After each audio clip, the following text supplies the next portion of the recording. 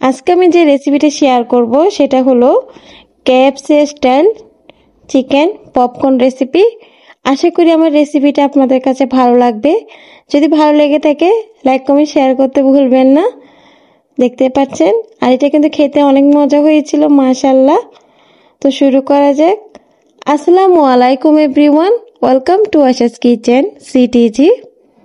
তো আমি এখানে মুরগির বুকের মাংস নিয়েছি আর সেটাকে আমি ছোট ছোট করে পিস করে নিয়েছি। এখন এটা আমি ম্যারিনেট করে রাখবো। এখানে আমি হাফ চামচ আদা বাটা, রসুন বাটা, ধনিয়া গুঁড়া, জিরা গুঁড়া, তারপরে গরম মশলা গুঁড়া, সামান্য একটু ম্যাজিক মশলা, লেবুর রস সব আমি এখানে কিন্তু হাফ চামচ করে দিয়েছি। এই তো একটু লেবুর রস দিব আর এখানে একটু সয়া সস দিব, একটু টমেটো সস দিব। সব মেখে আমি এটা ম্যারিনেট করে রেখে দিব। এই তো এখন আমি এখানে কিছু কর্নফ্লাওয়ার নিয়েছি আর সমান সমান ময়দাও নিয়েছি। যতটুকু পরিমাণে লাগবে আপনারা ঠিক ততটুকুই করে নেবেন।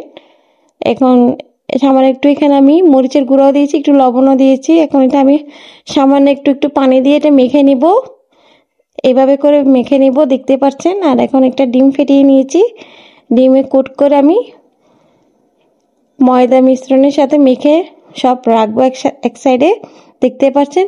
তো আমার রেসিপিটা কেমন লাগলো অবশ্যই আমাকে কমেন্টে জানাবেন। যদি ভালো লেগে থাকে লাইক কমেন্ট শেয়ার করতে ভুলবেন না। আর আমার ইউটিউব চ্যানেলটিকে সাবস্ক্রাইব করবেন, বেল আইকন ক্লিক করে নোটিফিকেশন অন করে রাখবেন। এই তো এখন আমি এটা তেলে ভেজে নিব। এটা প্রায় আমার 10 থেকে 12 মিনিট লেগেছিল।